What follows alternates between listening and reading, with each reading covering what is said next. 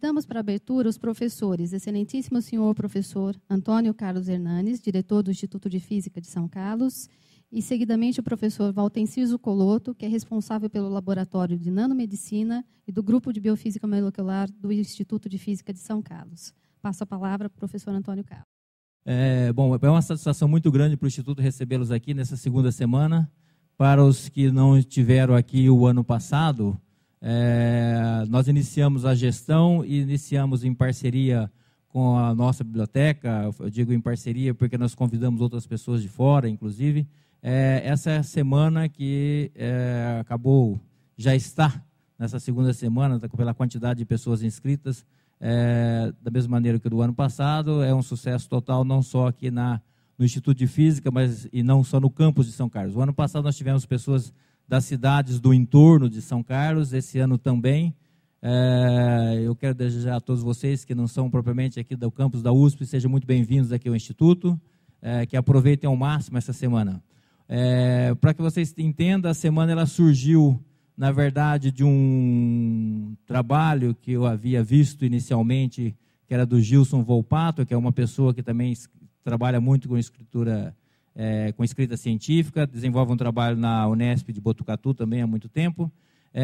Nós o convidamos para vir, a ideia inicial era para que ele viesse fazer uma palestra. Nós temos no Instituto, no programa de pós-graduação, disciplinas ligadas à escrita científica, trabalhos que foram relacionados com escrita científica já desenvolvidos, tanto por professor Valtencir Zuccolotto como por professor Oswaldo Novaes, que é um dos que estão na programação para falar. Então, fizemos essa associação juntamente com o Gilson na primeira vez. O Gilson esteve aqui, esse ano nós estamos recebendo pesquisadores, né, de outros lugares. Vocês vão ter logo de início o minicurso que é com a professora Jaqueline, que está aqui, que veio do Rio de Janeiro. E o nosso objetivo no Instituto, não só para os nossos alunos, então, ou seja, para as disciplinas de graduação e pós-graduação, mas também para o campus, é aumentar cada vez mais a disponibilidade de acesso a conteúdos que sejam relacionados à escrita científica. O Brasil, todos nós sabemos, teve um crescimento muito grande do ponto de vista de publicação de artigos em revistas internacionais, mas ainda nós carecemos muito do ponto de vista de um modo geral, tanto na língua portuguesa, como espanhola, como em inglês, tá certo? Que são as mais utilizadas. Nós, por sugestão, então, desse grupo, capitaneado para a Lena, que está aqui, que é a nossa diretora da biblioteca, o professor Valtencir, o professor Oswaldo Novaes, o Chu, e mais algumas outras pessoas, vai ser criado, né, está aí em fase para ser colocado, o portal de escrita científica. Eu tive a satisfação, e aí agora eu conto para vocês, que vocês não sabem disso, na última reunião do Conselho do Campus, nós temos um sistema de gestão nos campos do interior da USP, em que você tem um conselho de gestão. Esse conselho de gestão envolve todos os diretores de unidade, um representante de cada unidade, mais os representantes dos estudantes, tanto da graduação quanto da pós-graduação, e dos servidores administrativos. Então, vai estar agora, depois eles vão poder dizer quando, mas foi aprovado pelo Conselho Gestor do campus, então, a adoção do gerenciamento, então, que vai ficar hospedado no nosso Centro de Informática de São Carlos, que é um portal de escrita científica. Esse que todo mundo vai ter acesso, então, muito desse material, o evento como a semana e outras atividades, então, vão aparecer nesse portal. Isso é para mostrar, né, ou para dizer para vocês, do nosso incentivo e do nosso apoio, especialmente para esse tema, que é um tema bastante importante para todos nós, não só desse campus, mas como para a USP como um todo. E o último ponto, a Universidade de São Paulo, ela tem feito um esforço muito grande nessa gestão a respeito da internacionalização. Isso é uma palavra recorrente na universidade, precisamos internacionalizar, a universidade de classe mundial, o CNPq está com uma quantidade de bolsa muito grande, a Dilma quer mandar quase todos os alunos de graduação para o exterior. A questão toda é assim, muito mais do que os números e do que tem que se ter atitudes concretas do que vão ser feitas.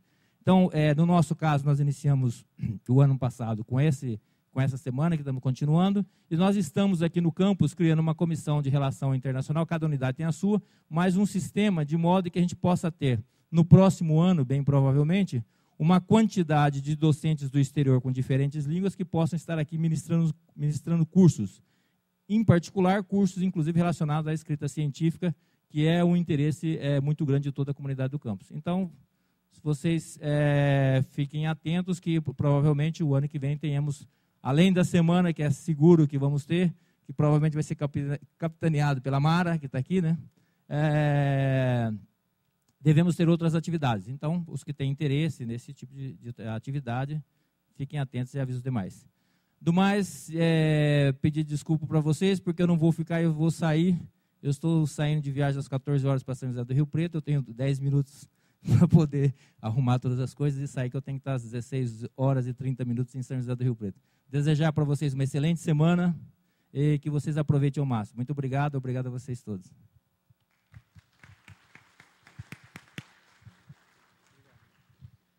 Muito obrigado, professor Hernandes, por essa abertura. Eu vou ser, obviamente, não devia ser diferente, muito breve. Eu só quero repetir as boas-vindas a todos os nossos alunos, os que não são daqui, e agradecer, né? Agradecer a presença de vocês, agradecer a presença dos palestrantes que vieram de longe. A professora Jaqueline veio do Rio de Janeiro. Tem o professor William chegando agora também de Botucatu. Amanhã também nós temos convidados de fora.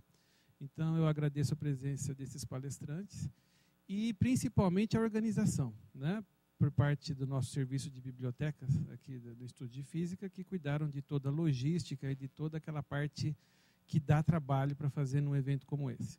Nós tivemos, até o momento, mais de 380 inscrições separadas por cursos, né,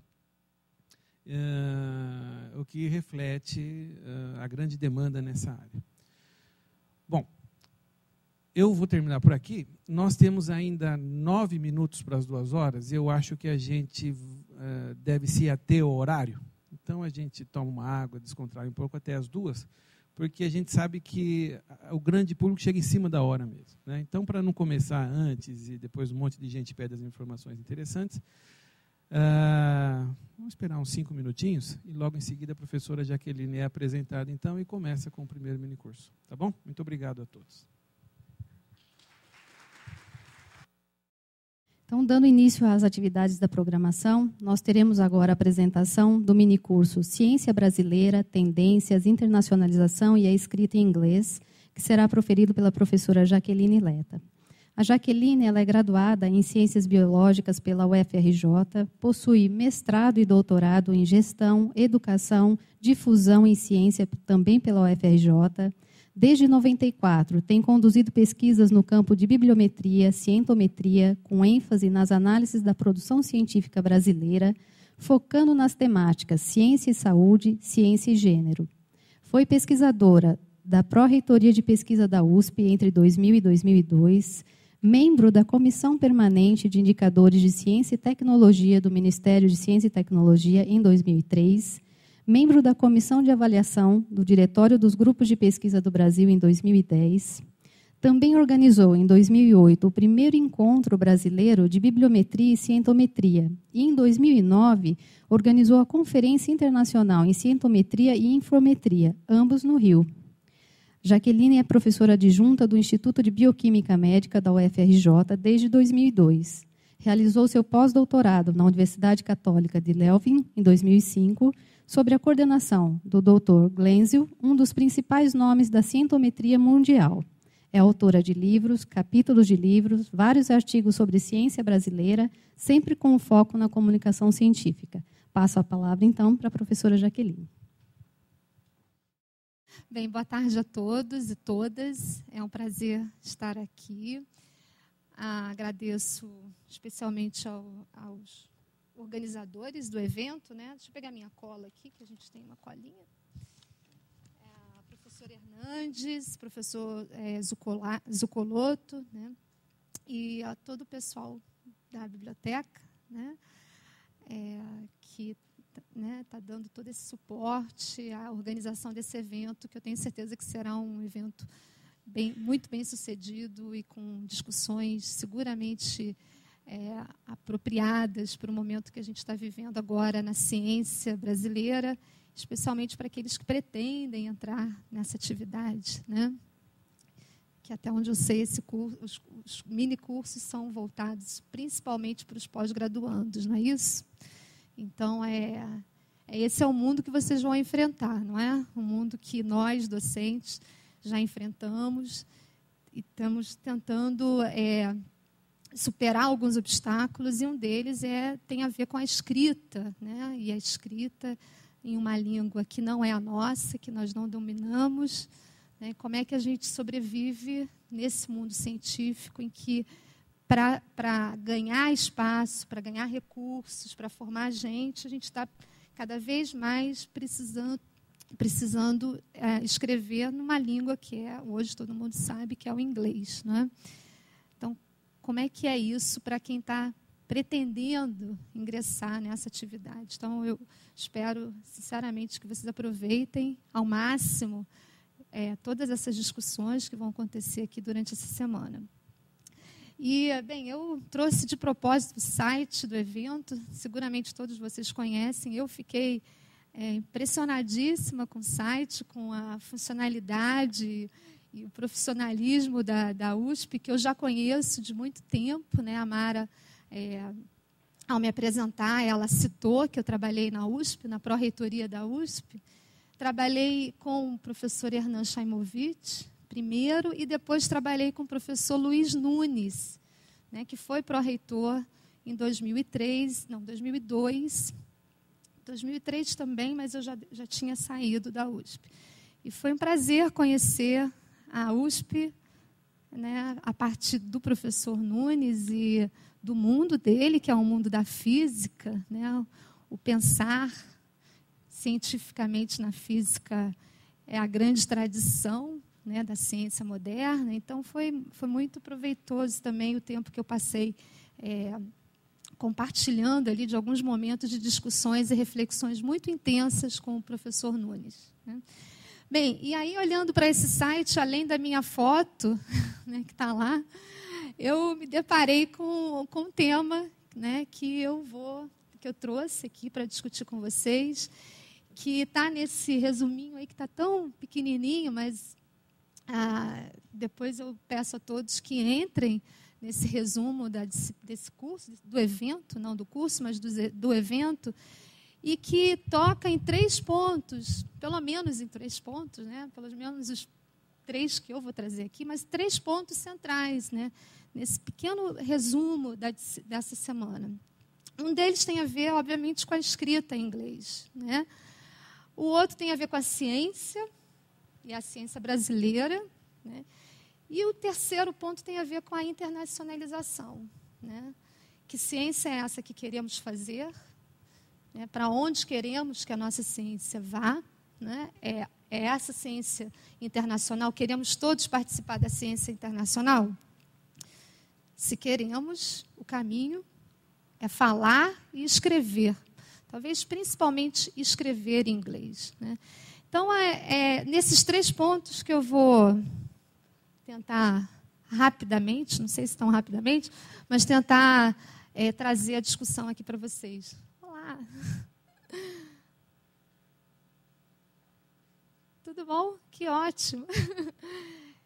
Então, eu sou docente da Federal do Rio, sou bióloga de formação, mas já um pouco mais de uma década, eu migrei para uma outra área que, como a Mara falou, tem um nome esquisito, cientometria ou infometria, né, um nome mais moderno para essa área. Não é exatamente uma área, é um campo de conhecimento, mas que está dentro de uma área maior que a ciência da informação, né, e que tem como objeto de estudo a informação científica, incluindo, então, o conhecimento científico. Tá? Então, é sobre isso que eu tenho trabalhado já há um pouco mais de uma década.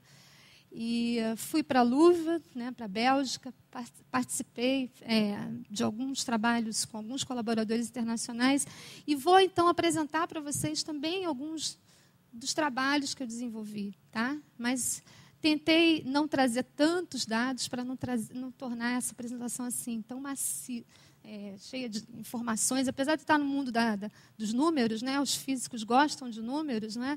Mas muito número, às vezes, a gente não suporta tanto, não é? E vou deixar, então, para o final perguntas, e espero que vocês tenham muitas perguntas e que eu possa responder só algumas delas, né? Que o resto fique para a gente refletir e pensar e levar para casa e discutir com os colegas, tá bom? Vamos lá. Então, como eu já falei, vou primeiro, essa apresentação está dividida nesses 3 tópicos.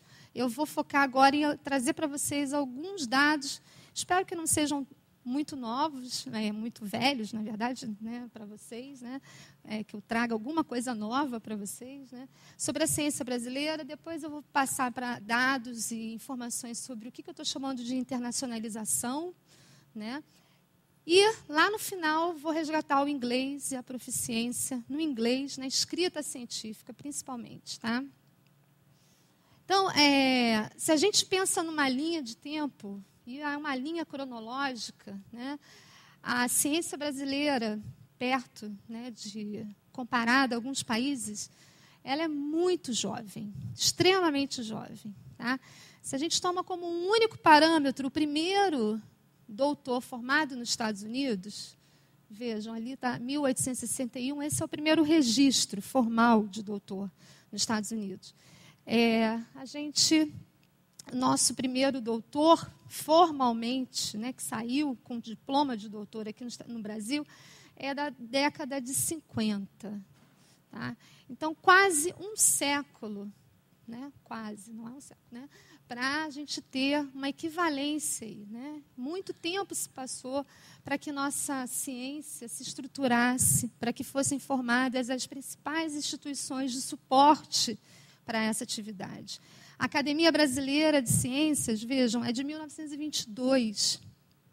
A Royal Society é de 1663. É isso? Alguém? Mas, enfim, é próximo disso. A gente está falando de séculos, né, para que uma instituição tão importante como a Academia Brasileira de Ciências fosse formada. E ali foi só no papel, né? Porque até que ela realmente assumisse o papel de coordenar as atividades de ciência no Brasil, demorou ainda algumas poucas décadas, mas demorou. Então, alguns autores, eles conseguem identificar muito bem, pelo menos 4 momentos que dão marco dessa consolidação da ciência no Brasil, ou da institucionalização da ciência no Brasil. Começando ali na década de 50 e 60, quando se deu, então, a criação das principais agências financiadoras da ciência no Brasil. FINEP, CNPq, CAPES, né? O projeto FAP, das FAPs, também é dessa década. Né? Então, logo no pós-guerra, né? Instituições com objetivos semelhantes a esse já existiam no mundo, né, principalmente nos países do hemisfério norte, Estados Unidos e os países europeus, há algumas décadas. Tá? E as nossas são ali da década de 50, 60. Nas décadas seguintes, 70 e 80, o que se observa é uma expansão da pós-graduação no país. Tá? E hoje, esse dado é de 2009, hoje há alguma coisa em torno de 2.500 cursos de pós-graduação em todas as áreas, né, em todas as instituições, mas ainda muito concentradas no Sudeste, primeiro, depois no Sul. Né? Mas, enfim, hoje damos conta, o parque, né, da pós-graduação dá conta hoje de cobrir todas as principais temáticas e áreas do conhecimento no Brasil. Mas elas são a origem, né, o início de tudo isso é ali a década de 70. Né? E hoje, uma coisa importante também, que para vocês que são pretendentes a entrarem para a academia, vocês vão perceber nitidamente que hoje falar em ciência no Brasil é falar da pós-graduação. Né? A maior parte da pesquisa sai dos cursos de pós-graduação no Brasil. Esse modelo não é exclusivo do Brasil, né? Mas é bem diferente, por exemplo, dos Estados Unidos e de vários países da Europa, do Japão, né? Que tem outros setores envolvidos. Por exemplo, o setor privado, né? onde a pesquisa é fortíssima, e aí isso também tem toda a relação disso, né, desse envolvimento do setor privado, com o fato deles estarem na liderança da tecnologia, né, dos avanços tecnológicos e da inovação. A gente ainda não chegou nesse ponto. Nos anos 90, o que a gente vê é todo um investimento na formação de potenciais cientistas, né? E é quando, então, se pensa, se elabora a iniciação científica, o programa de iniciação científica, que é provavelmente o único desse volume, né? Um programa nacional que financia, não sei se alguém tem o número de bolsas aí, mas provavelmente deve estar na casa de 50 mil bolsistas, se não for mais, né? Em todo o país. São alunos da graduação que recebem para entrar nos laboratórios, para se juntar a grupos de pesquisa, não é? Esse é um projeto totalmente pioneiro. O Brasil foi pioneiro nesse projeto, pensando no nível dele, né? Na abrangência que ele tem, né? É uma abrangência nacional, né? E todo o recurso vem também do governo federal. A maior parte, as FAPs hoje também financiam uma fração pequena ainda, mas está nas mãos principalmente do governo federal. E mais recentemente, os anos 2000, né, o que a gente tem, né, os autores estão apontando para que a ciência brasileira ela está hoje dentro de um novo modelo de financiamento, né, que é um financiamento que vem principalmente dos fundos setoriais, né? Houve, então, toda uma mudança, podemos até chamar uma mudança de paradigma desse modelo de financiamento de uma atividade que estava essencialmente nas mãos do governo federal, primeiro, e depois dos estados, né?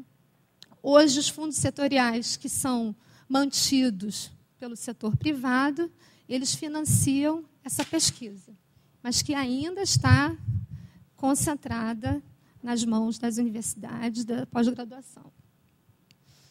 Bem, então, que esses fatores e muitos outros, enfim, vários autores, então, apontam claramente que tudo isso contribuiu para que a ciência no Brasil se tornasse institucional, ou seja, ela é reconhecida socialmente, ela tem um espaço social onde ela é praticada, é desenvolvida, é conduzida, né, que são as universidades, principalmente. Mas isso só foi possível porque também houve uma grande entrada e qualificação de recursos humanos, né? E tudo isso junto favoreceu a expansão do conhecimento. Esse mecanismo ele aconteceu no mundo inteiro, né? A universidade absorveu a atividade científica, mais pessoas interessadas começaram a se envolver com ela, se qualificaram e favoreceram o crescimento do conhecimento científico.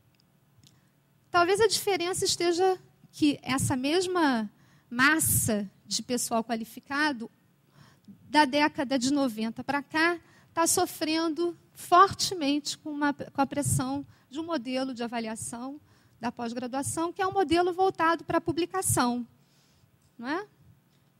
Talvez esse seja o diferencial do resto do mundo. Talvez, não sei. Vou jogar isso para vocês. Mas esse é um fato. Então, desde a década de 90, a pós-graduação vem sendo avaliada, e um dos critérios nessa avaliação é a produção científica. Isso em qualquer área, em qualquer instituição, né? E ninguém duvida que esse modelo, em que se prioriza uma produção internacional, né, esse modelo levou ao aumento da produção científica. Ninguém duvida disso, não é verdade? Bem, então, falando um pouquinho desse aumento da produção, que produção é essa? Não sei se está dando para ver bem, desculpa, achei que vocês estariam mais próximos. Esses são dados do CNPq, em dois momentos, lá em cima, 97 a 2000, e embaixo, de 2005 a 2008.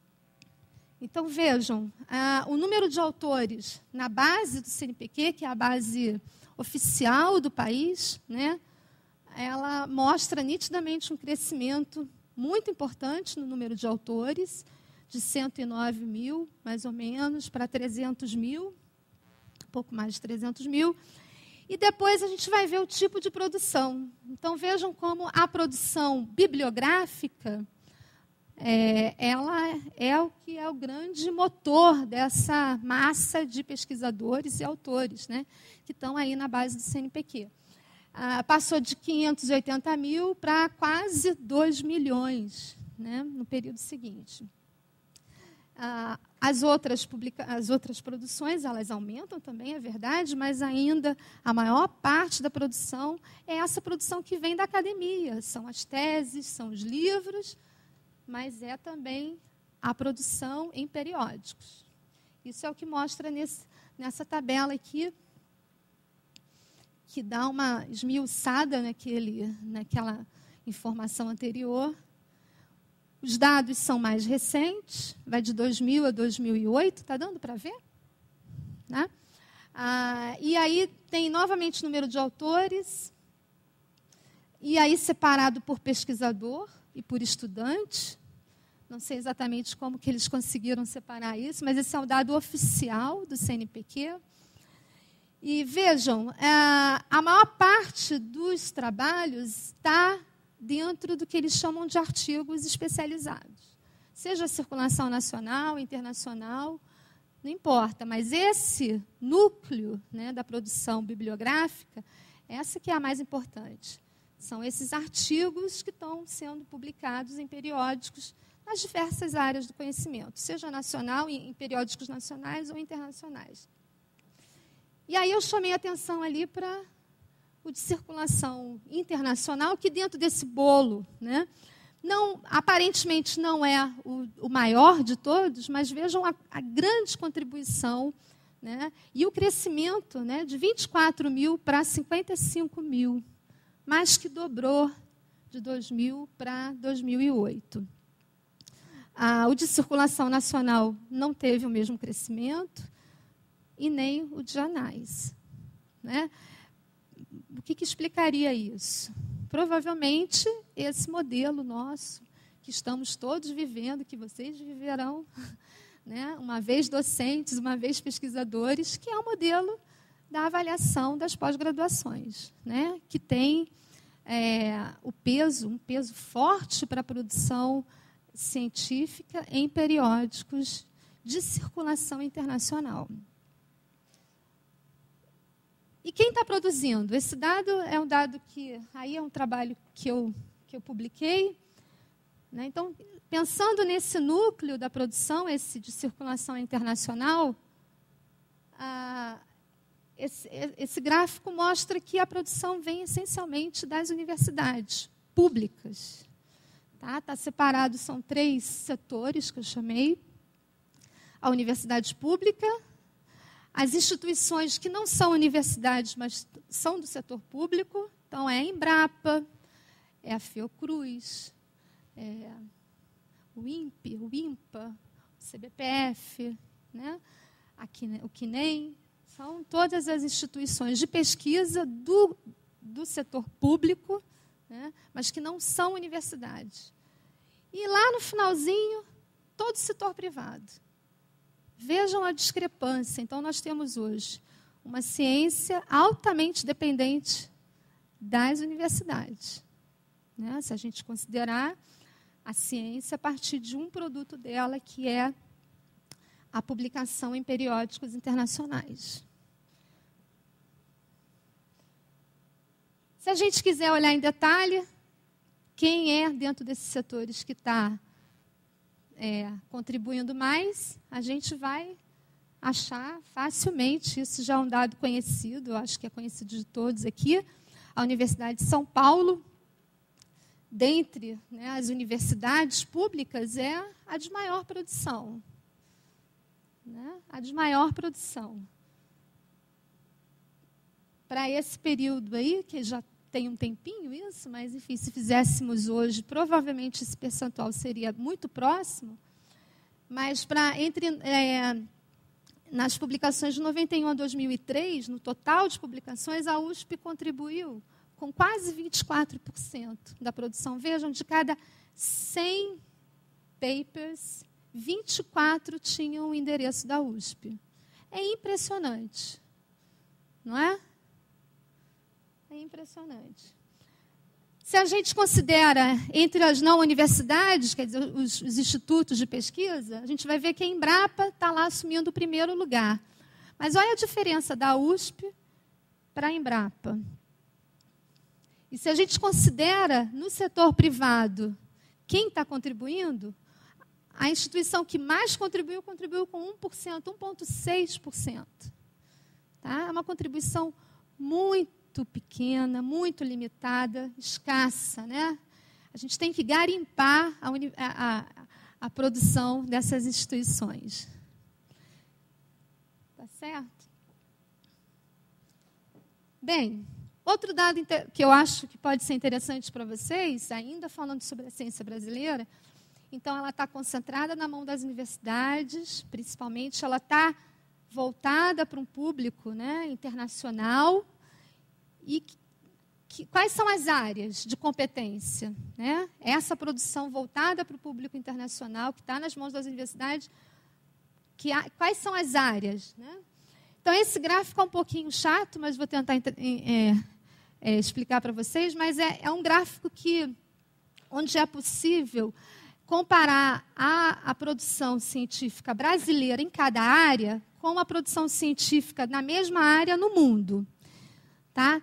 Então, o círculo contínuo que está lá no fundinho é o mundo, que tem para cada área um percentual, uma fração. E isso virou um número qualquer. Foi 1 aí, podia ser 20, podia ser 10, não interessa, foi 1. Tá? Então, se no Brasil essa relação da área com o total ela é maior que a do mundo, esse gráfico sai do gráfico, né, do perfil mundial.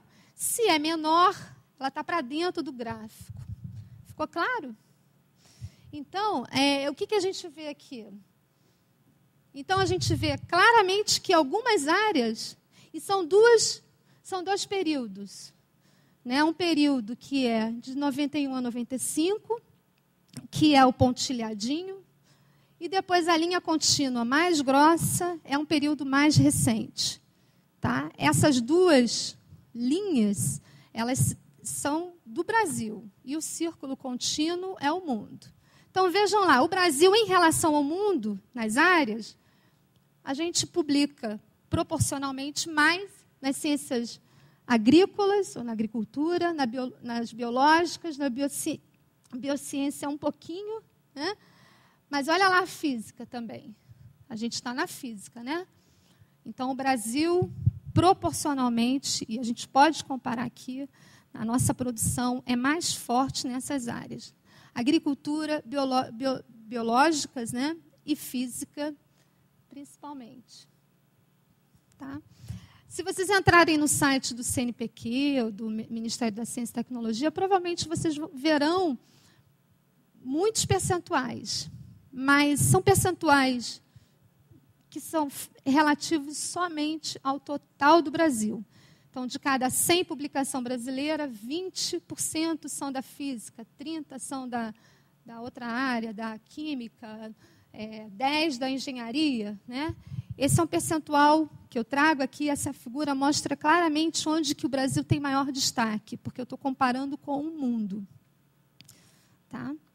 Então, vejam, se a gente é gestor desse país, eu vou tentar entender, né? Por que a clínica 1 e 2 é medicina? Vejam como é a área da saúde, né? Que é toda a parte de baixo, neurociência também. Vejam como ela está muito abaixo do que se produz no mundo, em termos de produção internacional. O que está acontecendo, não é? Vocês não se perguntariam? Por quê? Ou ao contrário, nossa, o que está acontecendo lá na biologia, nas biológicas e nas agrárias? Por que está tão acima do mundo? Onde é que está o nosso potencial? Onde é que está a nossa deficiência? Então, esse tipo de estudo poderia ser considerado, né, para um gestor. Tentar entender as áreas. Né? esse modelo, esse desempenho nessas áreas, o Wolfgang, foi com quem eu fiz esse trabalho, ele já tinha feito uma análise semelhante para vários países e encontrou perfis muito diferentes e alguns perfis se mantinham, né? Então ele propôs um modelo, né? Um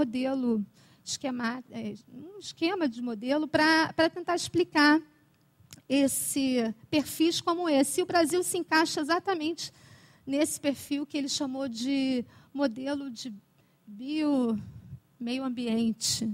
Não sei se é exatamente assim que ele traduziria para o português, mas enfim, são os países que têm a distribuição e competências próximas a essa que o Brasil tem. Então, existem vários países, mas se vocês olharem, se alguém tiver interesse, eu posso mandar para vocês. Os Estados Unidos, por exemplo, em todas as áreas, ele supera o mundo. O Japão é muito forte na parte de engenharia e matemática. Então, é possível identificar diferentes perfis de competências, né? E o Brasil está dentro desse que ele chama de modelo bio-meio ambiente. Bem, agora, quanto à internacionalização, eu não sei se vocês acompanharam, mas hoje, inclusive, o diretor, né, o Hernandes, falou aqui rapidamente, nossa ciência cresceu, não é? Nos últimos anos, está crescendo, está ganhando espaço. Então, não faz muito tempo, houve uma grande repercussão sobre esse aumento da produção científica, né?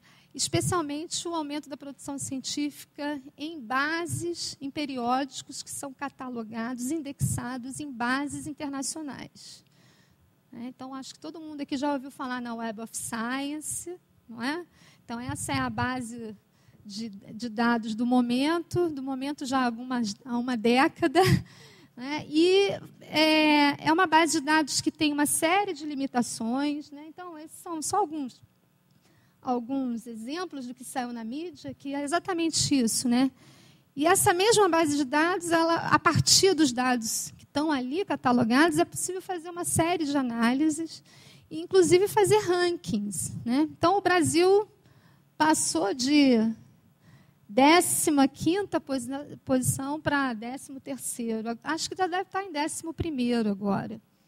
Isso aí já tem um tempinho. Então, é uma base que ganhou muita divulgação, promoção, todo mundo acessa dos seus computadores, nas universidades, nos institutos de pesquisa. E, na verdade, é um bom marketing, né, para os políticos falarem também que olha como crescemos, olha como crescemos. É verdade, crescemos. Então, eu fiquei muito motivada a entender o que era esse crescimento. Então, eu fui fazer um estudo, e que eu apresentei recentemente, sobre a participação do Brasil nessas duas bases. Uma é a Web of Science e a outra é a Scopus. A Web of Science deve ter aproximadamente uns 8 mil periódicos, 9 mil no máximo. De ano para ano esse número se modifica. E a Scopus tem pelo menos 4 vezes mais. O número é muito maior na Scopus, a cobertura da Scopus. A Scopus já nasceu com essa intenção de ter uma cobertura muito maior do que a Web of Science. É, na verdade, um grande comércio da comunicação científica. Não é? Quem é que consegue indexar mais vai ter mais leitores, vai ter mais público. Não é? E a Scopus foi mais rápida. Né? Mas vejam, mesmo assim, se a gente olha Brasil, mesmo com a maior cobertura da Scopus, a produção na Scopus do Brasil não é tão maior assim, né? Ali são biênios desde 69 até lá no último, que é 2009 e 2010. Vejam que há realmente um crescimento muito importante da produção científica brasileira nessas duas bases de dados. E aí, então, são só os dados, né, os totais que estavam naquele gráfico. Será que eu consigo? É isso aqui, né? Esses são os totais da Scopus, totais da Web of Science. E aqui, então, eu fui olhar para cada um desses períodos, qual era o percentual de trabalhos no formato de artigos, que é aquilo que aquele formato que vocês estão aqui para aprender um pouco sobre eles, né? A semana é para isso, não é? Mas a gente já viu também, tem outros formatos de produção, tem os anais, tem as revisões, tem... Aqui vai ter tese também, mas é principalmente livros, né? Capítulos de livro. As duas bases indexam também outros tipos de publicação. Mas vejam, se a gente olha o tipo, aqui tem um problema aqui das Scopus de indexação, de cobertura, que para trás é muito ruim na Scopus. Como ela é mais recente que a Web of Science, ela tem um problema sério de cobertura da década de 80 para trás. Então, desconsiderando esse ponto aqui, a gente vê nitidamente que houve um aumento na produção de trabalhos originais, que são esses que estão nos artigos, né, nos papers, tanto na Scopus quanto aqui menos, parece menos, né, mas a Scopus apresenta bem isso. Mas, no finalzinho, pelo menos nas Scopus, a gente até se questiona, o que aconteceu aqui? Diminuiu? Quer dizer, aumentou a produção, o Brasil superou vários países naquele ranking, está produzindo mais proporcionalmente, mas não está no formato que a gente gostaria. Parece que não. Aí, se a gente vai olhar o percentual de publicações escritas em inglês, esquecendo aqui as Scopus novamente, vejam que há um aumento e aqui uma redução. Me parece uma redução, né? Teria que ter um outro ano aqui para a gente poder ver realmente se é uma redução. Mas foi exatamente aqui aquele aumento, quando se deu o aumento, né, da proporção de artigos brasileiros. Então, estamos escrevendo mais, mas parece que menos em formatos que a gente gostaria e menos em inglês. Aparentemente, me parece isso. E se a gente olha outros países de língua não falantes de inglês, a gente percebe que, pelo menos na questão do inglês, vejam, a Argentina, 90% da produção que está na base, esse aqui é só a base do EASY, a Web of Science. 90% da produção da Argentina está em inglês. Portugal, 96%.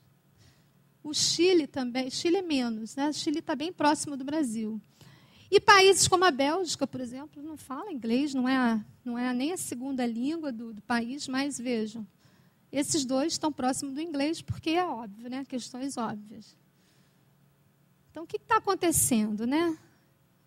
Será que temos um problema aí? Estamos crescendo a nossa produção, estamos tornando essa produção um pouco mais visível, né? Ganhando uma audiência internacional, porque, afinal de contas, estar numa base internacional dá maior visibilidade, mas essa produção, pelo menos uma parte dela, não está sendo vista por ninguém, ou somente por nós, falantes de língua portuguesa, porque eu não mostrei aqui, mas aqui... O que está faltando aqui está em português. Quase são 20%. Está em português. Quem está lendo isso? Não é? Aqui é só para a gente também pensar. Essa foi uma análise que eu fiz, também dentro dessa questão da internacionalização, tem a ver com o que... Na centometria se chama de core journals, ou então periódicos centrais, né?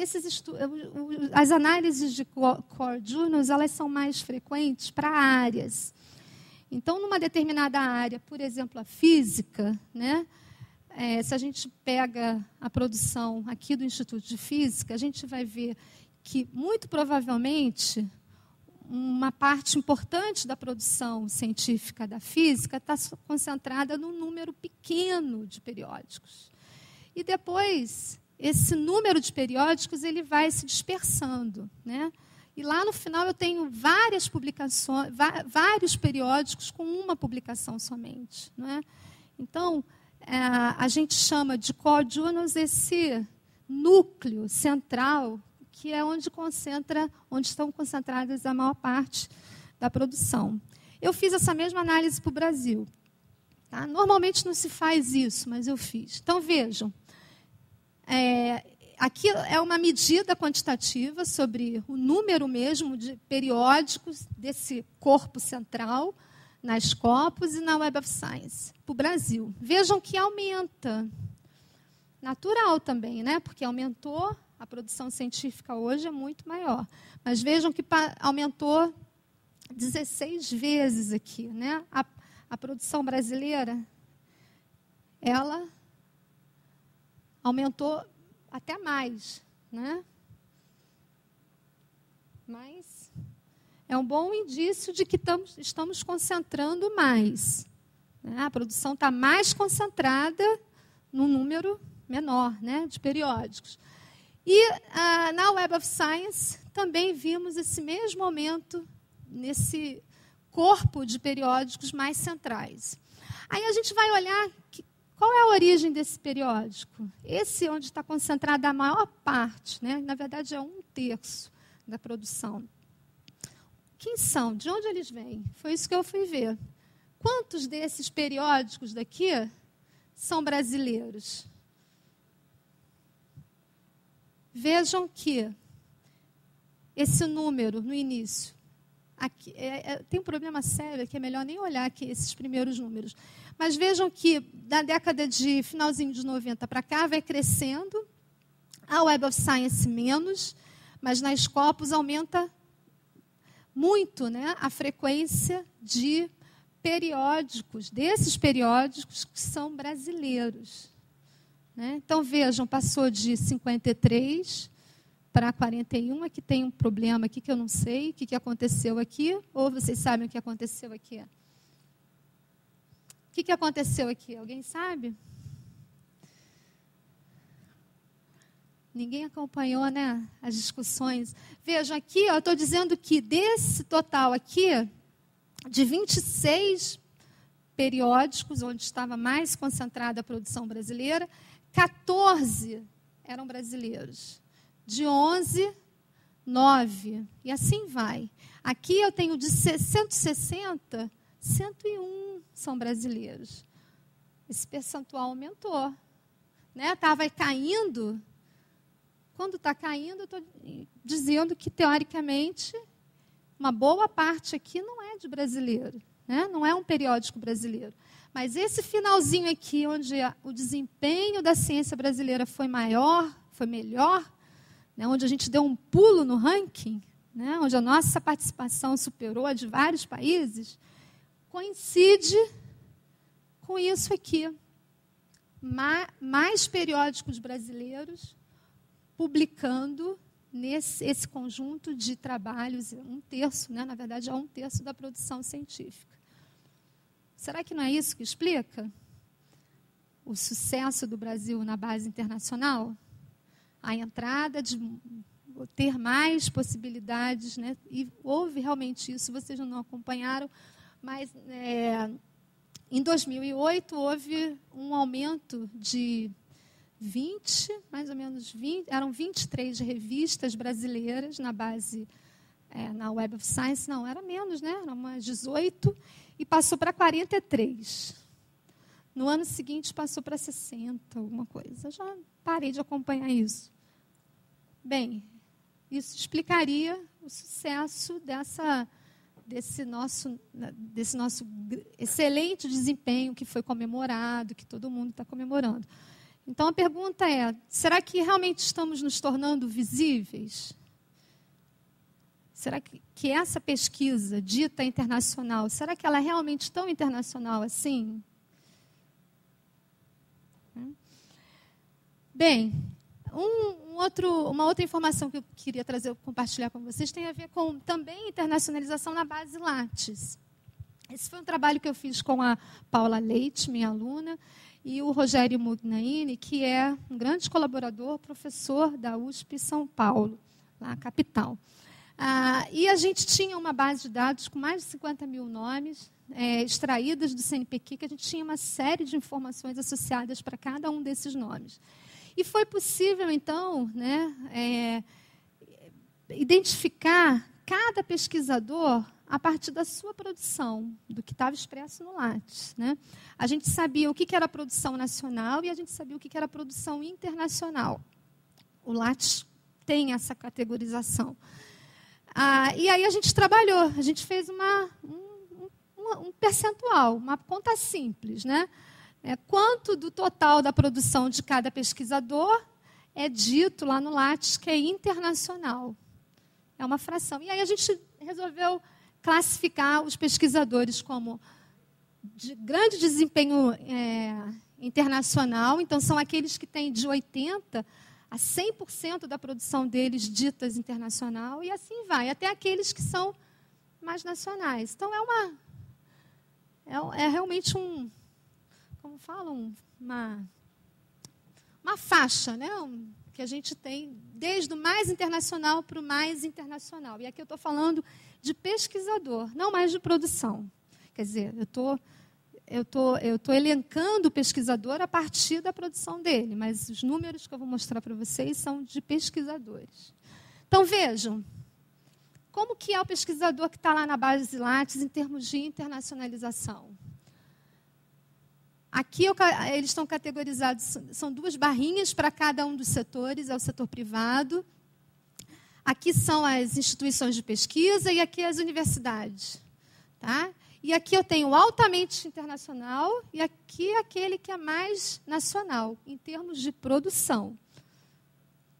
Vejam, onde que está, novamente, onde que está a produção, onde que estão os pesquisadores com uma produção mais internacional? Nas universidades. Olha aqui. Aqui chega a quase 20% e aqui é metade, não é?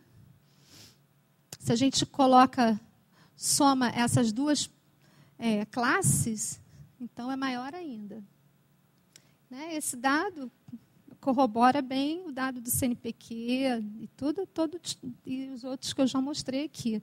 Então, é na universidade que se produz mais publicação voltada para um público internacional e também é lá onde tem a maior fração de pesquisadores que tem essa produção. E as áreas? Aqui é ciências da Terra, a física está aqui dentro. Tá? Essa classificação, a gente assumiu a classificação do próprio CNPq.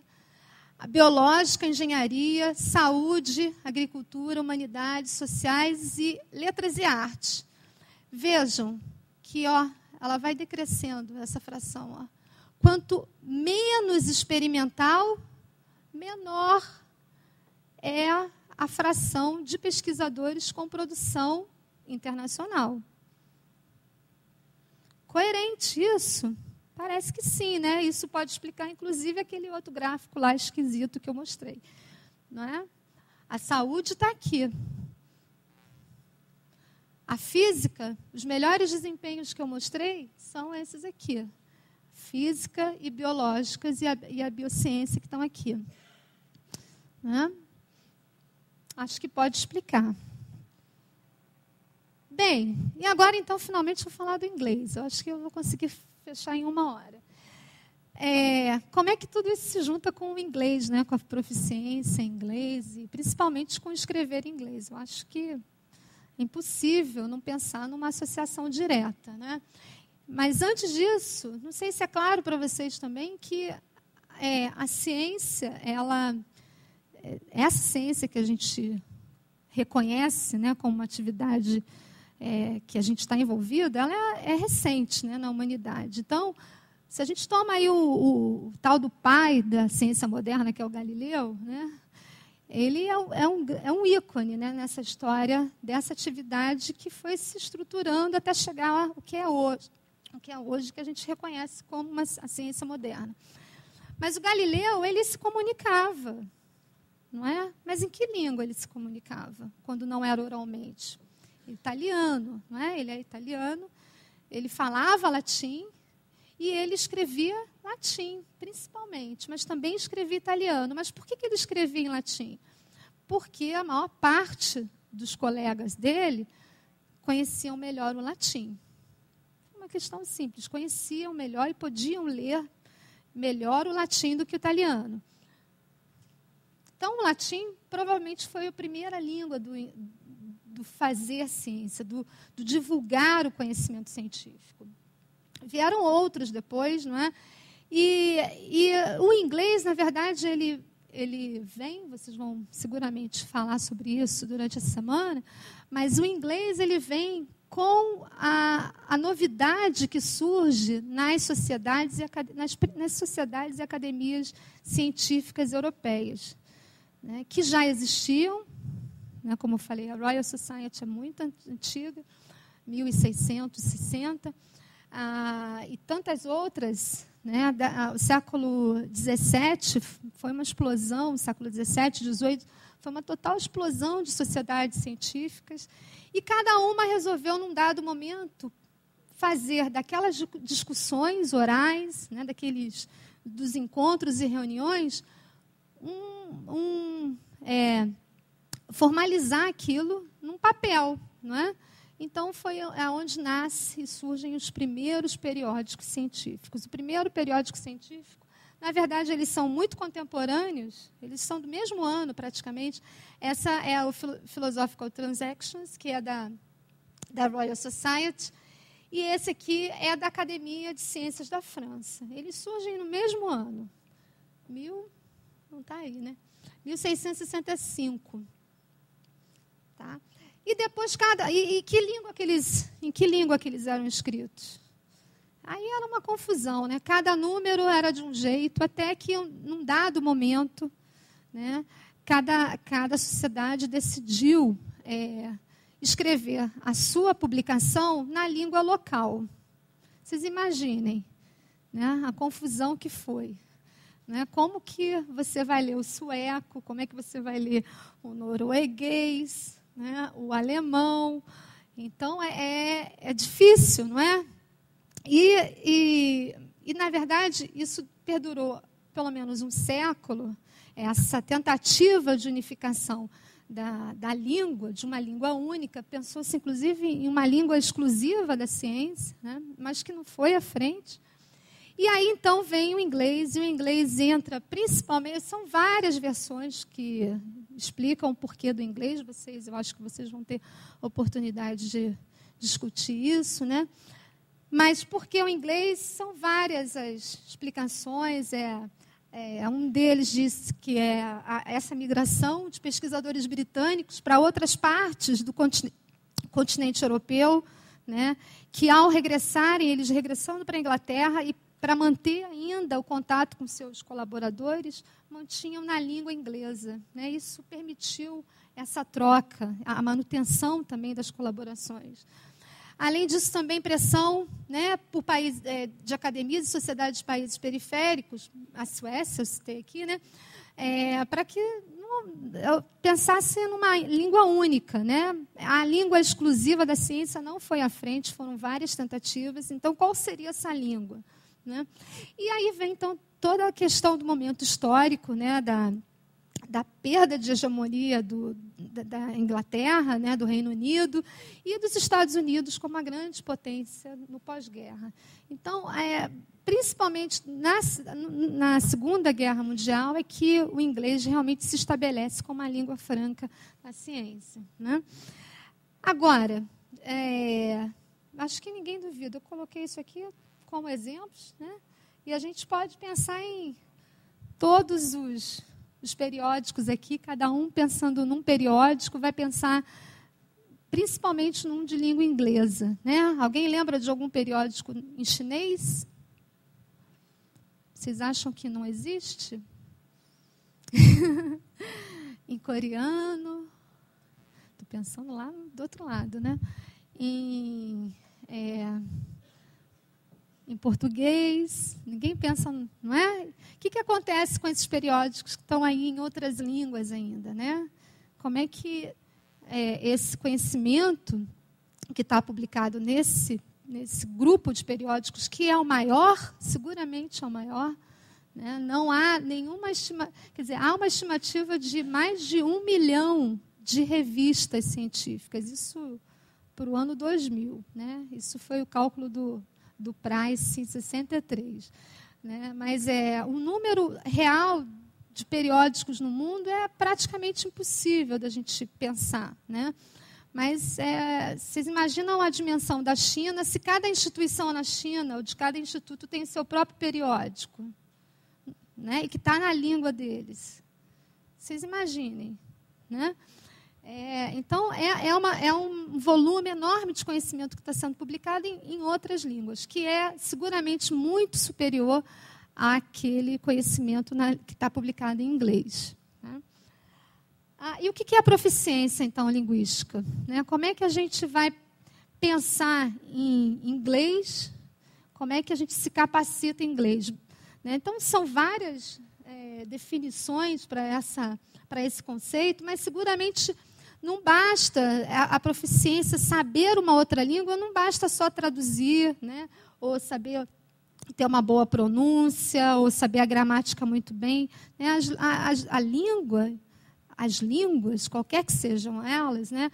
Mas a gente está falando do inglês, tem toda uma construção, né? E conhecer a língua é também conhecer a cultura de um país, não é? Então, você tem que entrar, mergulhar no universo da língua para poder realmente se sentir seguro de falar, talvez primeiro falar e depois escrever, não é? Talvez nessa ordem, não é? Então, definitivamente é muito difícil a gente conseguir essa competência que não basta só na questão da gramática ou da leitura, né? Vai muito além disso. E para um cientista? Então, se a gente está falando de proficiência, o que é isso? Né? O que vocês vão precisar construir dentro de vocês? Né? Além de todo mundo estar dentro de um curso de inglês, saber o inglês, as regras gramaticais é importante, né? Mas e o texto científico, né? Será que é igual a um texto literário? Não é? Mas que habilidades são essas? Então, seguramente todo mundo lê artigos aqui em inglês, né? Além do português, do espanhol, vai todo mundo no inglês. Não é? Não sei ainda se já fizeram alguma exposição oral, mas como futuros pesquisadores, provavelmente vocês virão a fazer, não é? Provavelmente já ouviram a exposição em inglês, então também vocês já foram à audiência, então o entendimento, a compreensão também, né, não é só o falar, é entender o que o outro está falando, né? Então são habilidades muito específicas e mais específica ainda quando se trata de um inglês que não é um inglês literário, né? É científico. Mas eu vou chamar a atenção para uma habilidade que todo mundo vai ser cobrado, que é de ser escritor. Não é? Todo mundo aqui que quer entrar na carreira vai ter que saber escrever em inglês. E talvez... vai ser, é por aí que vocês serão avaliados. Esse é o julgamento do modelo de avaliação da CAPES. Né? A gente pode vir aqui fazer 1000 palestras, isso não vai contar absolutamente nada para o seu currículo, quase nada. Né? A pontuação da CAPES não está nem aí se você participou de seminário, se foi convidado, até dá um pontinho, mas perto da pontuação da escrita, né? Do texto formalizado, aceito, revisado, né, que passou pelo crivo dos pareceres, esse sim tem maior peso.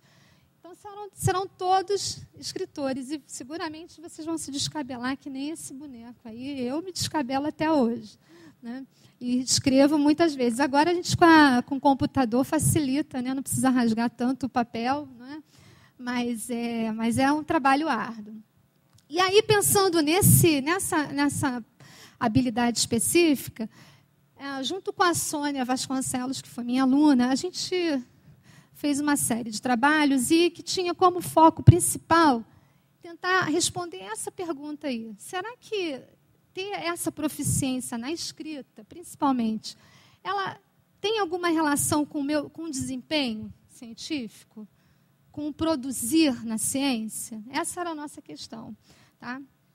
A Sônia está aí. Tá? Uma homenagem à Sônia. Então, logo de cara, ela fez uma série de perguntas para editores de diferentes revistas. Né?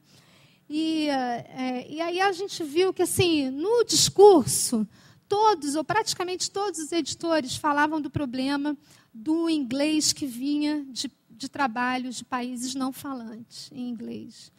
Né? E como que isso era um problema. E como que isso, por muitas vezes, servia para rejeitar os artigos. Né? Esse é um fato.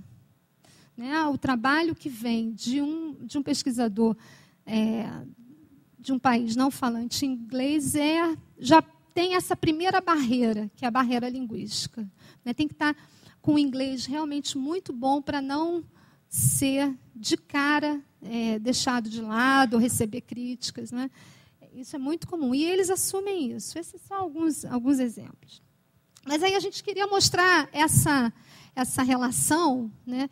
Quer dizer, então, uma vez que ter um inglês ruim pode ser um bom motivo para simplesmente rejeitar uma comunicação científica, isso significa que, para um pesquisador, ter a habilidade na escrita em inglês pode ser fundamental para a produção dele. Não é que, se ele não tem, ele nunca vai ter os seus artigos aceitos, ou pode ter muitos problemas. Não é?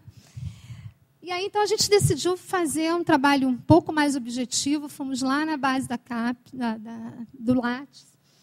E lá todo mundo preenche o currículo e tem uma parte que é da proficiência. Em inglês, espanhol, alemão, italiano. E tanto na escrita, na leitura, na compreensão. Né? Acho que são 3 só. E aí a gente, então, trabalhou com esses dados para mais de 50 mil nomes, todos doutores. Vou mostrar para vocês alguns dados. Tá? Então, uma primeira análise foi essa daí. Essa é uma autoavaliação. Não é? A gente se avaliando, eu me avalio se eu sei escrever, o quanto que eu escrevo, bem, razoável ou pobre. Pobre é horrível, né? Mas eu acho que é ruim, né? Acho que é ruim no Lattes. Né? Mas o quanto que nessas são 4 habilidades, né? Eu me avalio. Tem, obviamente, aí um problema que a autoavaliação nem sempre significa a realidade, né? Está espelhando a realidade. Mas vejam, são 50 mil nomes, todos doutores. Tá? Então, talvez se a gente estivesse trabalhando com um número menor, isso seria um grande viés aí na análise, mas são 50 mil nomes. E vejam que a gente percebe claramente que as diferentes habilidades têm percentuais de pesquisadores que se autodeclaram que sabem fazer, né? Sabem ler bem, sabem escrever, né? E as duas que aparecem com menor fração são exatamente o falar e o escrever. O que isso é amplamente divulgado na literatura, na linguística. Essas duas habilidades aqui, elas são, a princípio, de menor dificuldade. Né? E essas daqui de maior dificuldade. E como é que é isso nas áreas? Então, esse foi uma outra análise. Vejam. Aqui está difícil de ler, mas o primeiro é a física, engenharia, biologia, ciências da saúde, agricultura, ciências sociais, línguas, né? E humanidade. Novamente, vejam que à medida em que sou menos experimental, né?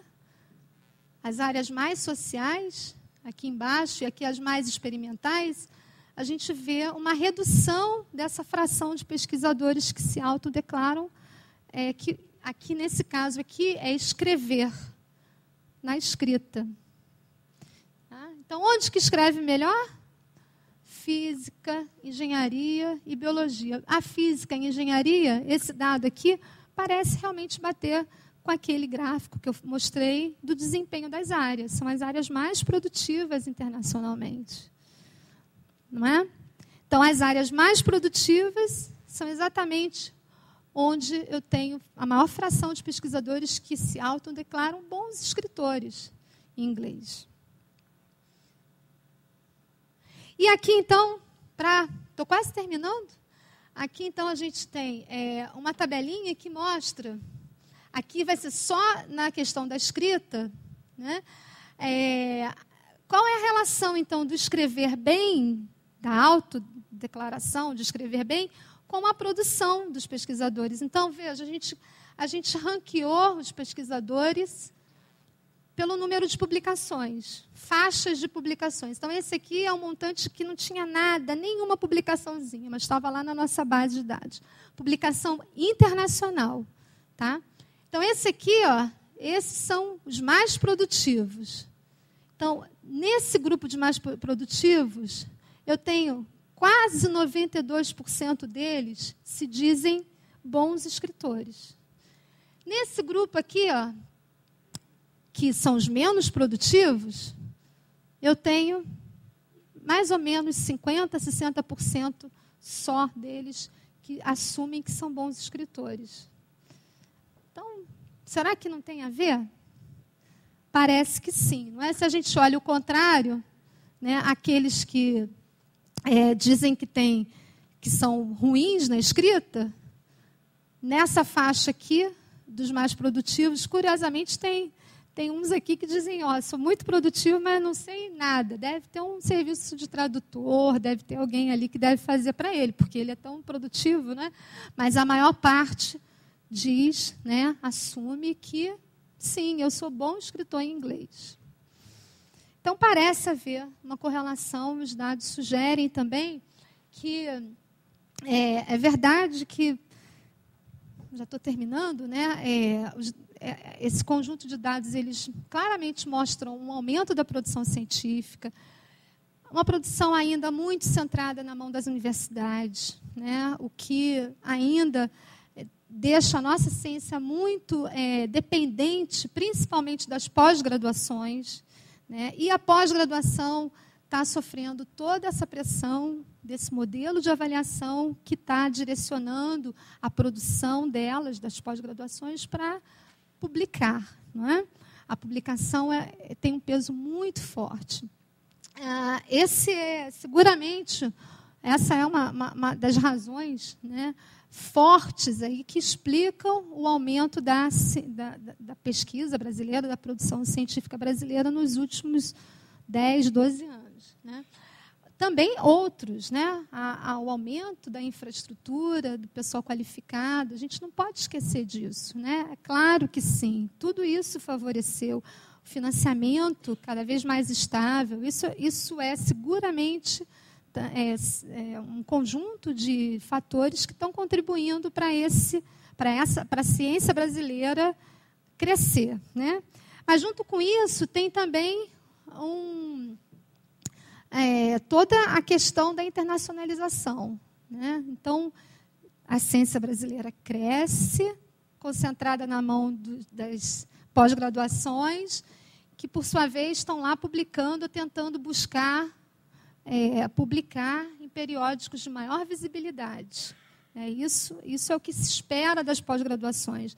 No entanto, eu também mostrei aqui para vocês, não sei se ficou muito claro, que esse aumento recente ele se deu principalmente pelos periódicos nacionais. A inserção de poucas dezenas, né, de periódicos nacionais em bases internacionais fez com que nós ganhássemos um público internacional. A gente está na vitrine internacional. Né? Estamos todos lá. Né? Uma fração grande da produção científica nessas bases, é grande, realmente mais de 2%, vem do Brasil. Mas nesse total, aí, que deve ser uns 30 mil, acho que é isso, alguém tem esse número? 30 mil registros por ano, né, do Brasil nessa base, na base da Web of Science, o que a gente tem é que uma parte importante está em periódicos nacionais. Isso é bom ou isso é ruim? De um lado, eu acho que é bom, não é? Eu imagino ser bom, porque a gente está falando de uma pesquisa que antes tinha pouca visibilidade e hoje está ganhando realmente uma vitrine internacional. Mas a que custo? Não é? Como é que está sendo todo esse processo com os periódicos nacionais? Talvez falte um pouco mais de reflexão e de até políticas mesmo de estímulo para que esses periódicos consigam, né, se manter. Primeiro se manter, né, porque a vida de um periódico no Brasil nem sempre é tão fácil, né? Os recursos são escassos e a prioridade é pelos periódicos de maior destaque, que são esses que já estão fora, né, que já estão consolidados, e todo o resto, né? Então, talvez falte aí uma política mais específica voltada para os periódicos internacionais para torná-los, ou para que eles ganhem, né, algum perfil de periódico internacional. Porque, vejam, os Estados Unidos, 100% da produção deles é internacional. Claro, é natural isso, porque o pesquisador norte-americano, ele não publica na China, não vai publicar no Japão, ele tem uma gama enorme, né, de periódicos à disposição deles, né? Ele vai publicar lá. Para ele, para o norte-americano, não é uma publicação internacional, é uma publicação nacional. Então, qual tem sido a política também nos Estados Unidos? De incentivar os periódicos, de fortalecer os periódicos que para eles são locais, né? A mesma coisa em vários países europeus. E no Brasil, qual tem sido a política para os nossos periódicos locais, que têm a pretensão de se tornar internacionais? Que política é essa, né? Então, vou deixar isso para a gente discutir. E um outro ponto que é crucial, que é a proficiência, né? Quer dizer, se tornar internacional, podemos nos tornar internacional escrevendo em português. Que é isso, né? Eu mostrei para vocês isso. Tem uma fração da nossa produção que está em português, que não está em inglês. Mas que internacionalização é essa? Do que a gente está falando? É só a vitrine? É só a exposição? Né? Como é que a gente vai tornar, de fato, a nossa ciência internacional? Né? Ou torná-la para um público, ou divulgá-la para um público que não seja de falantes de língua portuguesa, né? Então, é possível a gente pensar, e o país, eu acho que está...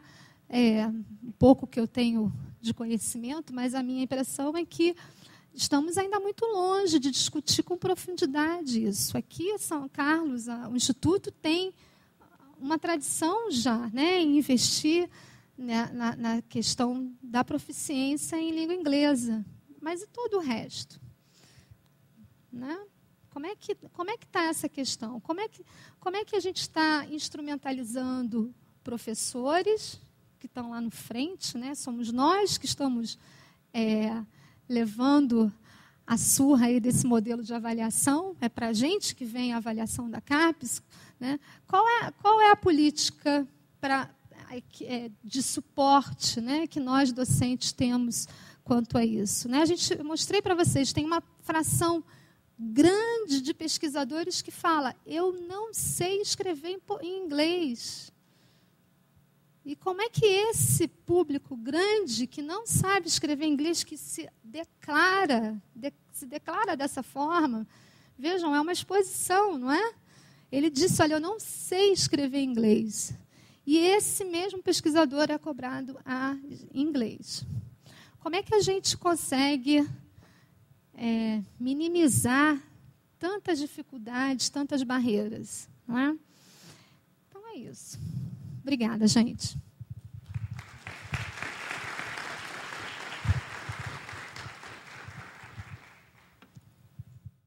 Agradecemos a Jaqueline pela sua palestra, seu minicurso muito interessante, com certeza contribuiu bastante para o nosso evento. E nós temos um tempinho ainda que eu vou deixar aberto para perguntas.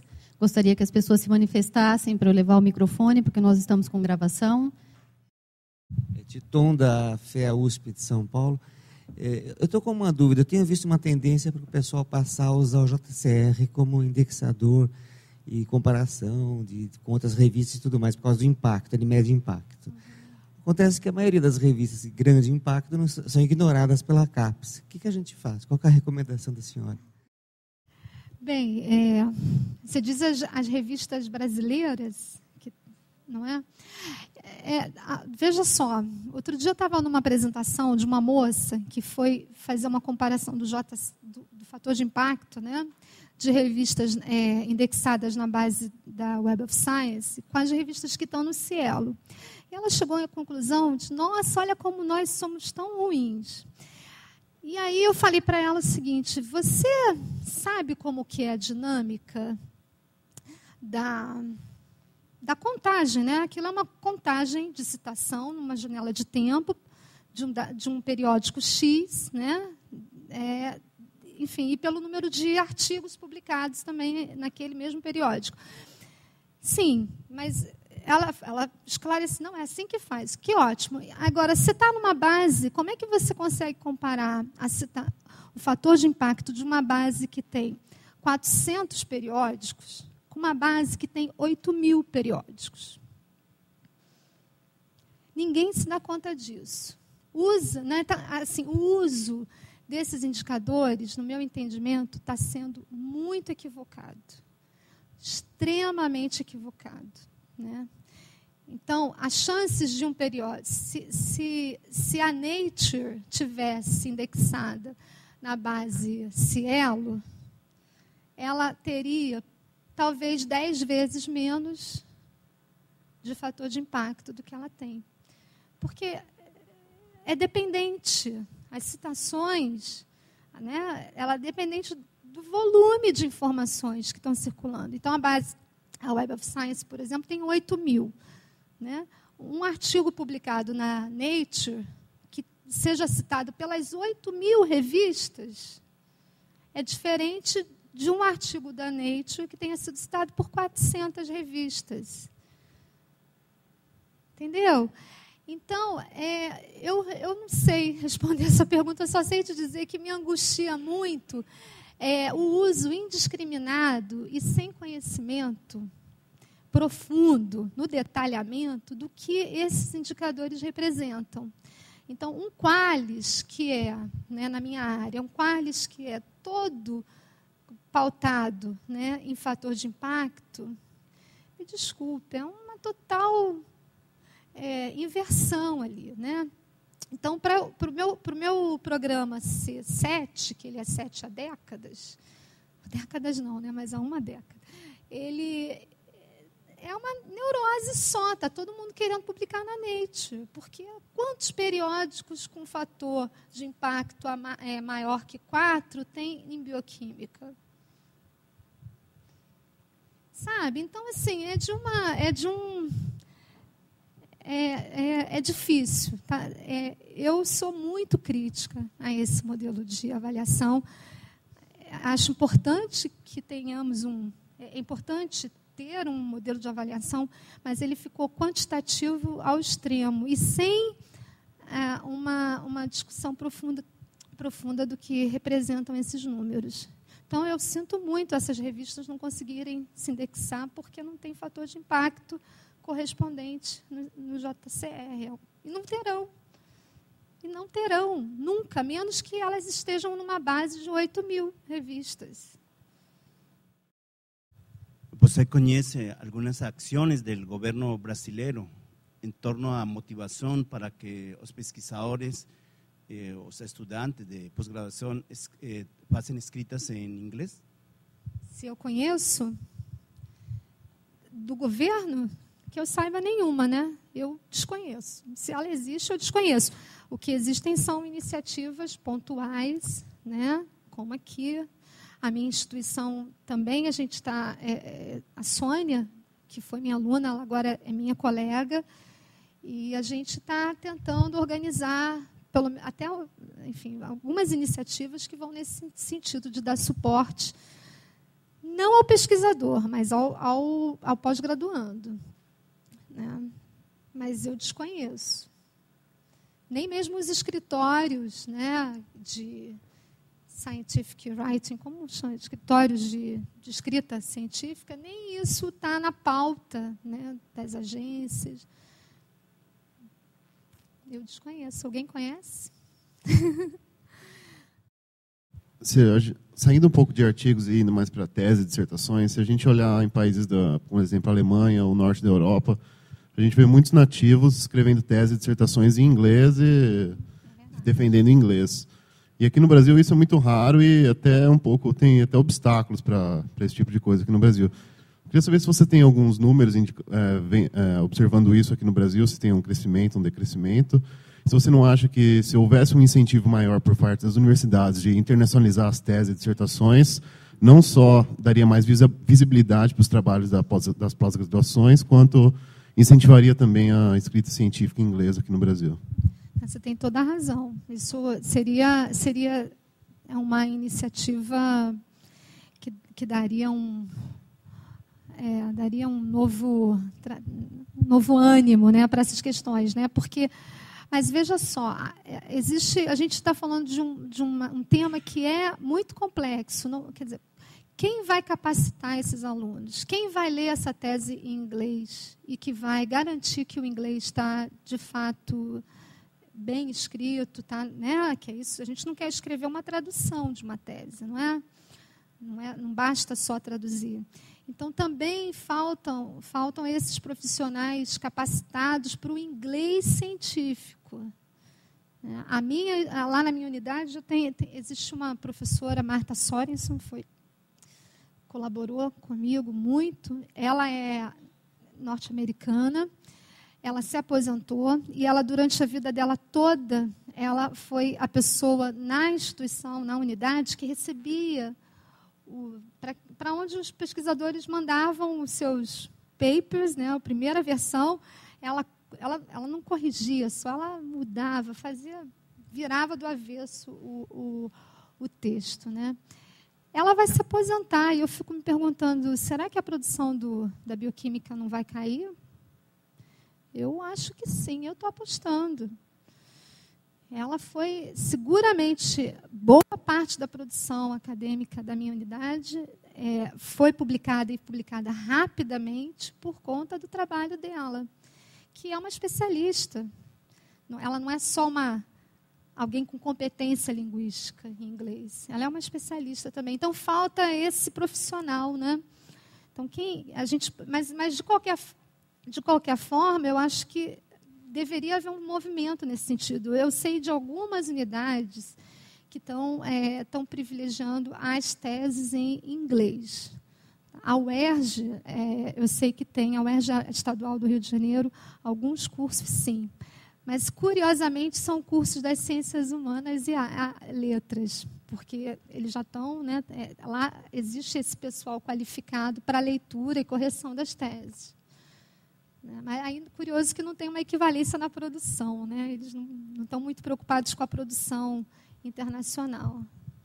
Mas eu tenderia a apostar primeiro na qualificação e na formação de profissionais que têm essa habilidade da escrita científica, né? Da proficiência na escrita científica. E aí depois vamos ver o que acontece. Cada unidade abrindo o seu escritório, né? Tendo esse suporte. Né? Boa tarde, Jaqueline. Meu nome é Júlio. Gostaria de parabenizar pela palestra e mini curso que você fez. E gostaria de perguntar, assim, de maneira direta, por que aqui você considera que as produções brasileiras não são lidas, como que existiria uma não visibilidade dessas produções se não estão escritas em inglês. Nos últimos tempos, o ensino de português no mundo está crescendo. Eu vou nomear assim 4 fatos que contribuíram e que vão contribuir ainda mais no ensino de português no mundo. O Mercosul, o crescimento sostenido da economia brasileira, a Copa e as Olimpíadas de 2016. Aí eu atuo na área de ensino de português para estrangeiros e, de fato, muitas pessoas, muitos pesquisadores também, estão pedindo curso de português, não somente por esses casos específicos, senão também para poder ler trabalhos científicos nesse sentido. E em relação à política brasileira, eu acho que está sendo um forte investimento na oferta de português no exterior. Então, a minha dúvida é essa, justamente. Será que não são lidas? Eu faria uma outra pergunta em cima da sua. Será que precisamos escrever em inglês? E aí, você não briga comigo não, tá, Walter? Será que precisamos escrever na língua inglesa, né? Eu participei recentemente de uma tese na Unicamp, em que a discussão era exatamente essa. E era uma tese das ciências sociais, né? Então, como eu mostrei aqui, a gente tem claramente, né, uma fração grande de pesquisadores que dizem que não sabem escrever em inglês, né? E isso se contrasta com uma política na valorização de uma publicação em inglês, ou em veículos internacionais, né? A maior parte deles em inglês. Eu sinceramente, depois que eu fui nessa tese, eu revi todos os meus conceitos e falei, eu acho que a gente não tem que escrever em inglês. Mas eu confesso que eu não sei se eu não tenho uma posição definida. Eu acho que é fato que nós temos uma produção em português que, sem dúvida nenhuma, é maior do que a que está em inglês, né? Essa produção é lida. O que a gente não tem é o registro disso, né? E por outro lado, a gente sabe muito bem que existem produtos da ciência que não são papers, muito menos papers em inglês, né? Provavelmente um trabalho de pesquisa, um dos mais importantes do Brasil, foi feito pela Joana Dobenhai, né? Que, até onde eu sei, ela não publicou absolutamente nada. Ela, na época, ela foi muito massacrada pelos colegas dela, uma pesquisadora da Polônia, acho que era polonesa, e que veio para cá logo no pós-guerra, e ela foi parar na Embrapa. E ela porque queria trabalhar com leveduras associadas a leguminosas e alguns outros vegetais. E ela acabou fazendo um trabalho que contribuiu muito para uma economia enorme hoje, né? Porque tem a ver com a cana-de-açúcar, né? Hoje somos produtores, né? Os líderes na produção de álcool e na cana-de-açúcar, né? Por conta dos estudos dela, que num primeiro momento não tinham nenhuma pretensão, né? E não foram publicados. Se tivessem sido publicados, provavelmente não teria nenhuma repercussão. Que quem vai citar um trabalho que envolve associação de levedura, né, de fungos, com as raízes da cana-de-açúcar? Que maluca, né? O que ela quer saber aquilo? Essa discussão não está sendo... A impressão que eu tenho é que essa discussão não está sendo conduzida, né, nas agências, né? E nem entre os nossos pares, que estão lá formulando as políticas, né? Porque as agências, elas não são seres extraterrestres, né? Somos nós que estamos lá, né? Tem vários colegas que são radicalmente contra qualquer periódico escrito em português, na área de bioquímica, né? Então, nem pensar, escrever em português, nem pensar, é só em inglês. Será que temos que ser sempre assim? Será que é isso que desejamos? Eu confesso que hoje eu não tenho a resposta para isso. Os dados que eu trouxe mostram que a gente tem uma lacuna aí, né? Uma política que vai nesse sentido de forçar todo mundo a publicar em inglês e, por outro lado, uma população grande falando que não é competente em inglês. Como é que a gente faz? E isso é maior nas áreas que são menos experimentais, não é? Então, como é que a gente coloca tudo isso em sintonia? Não sei a resposta para você. Não sei. E mais uma vez, obrigada pela sua participação, com as suas Eu que informações. agradeço.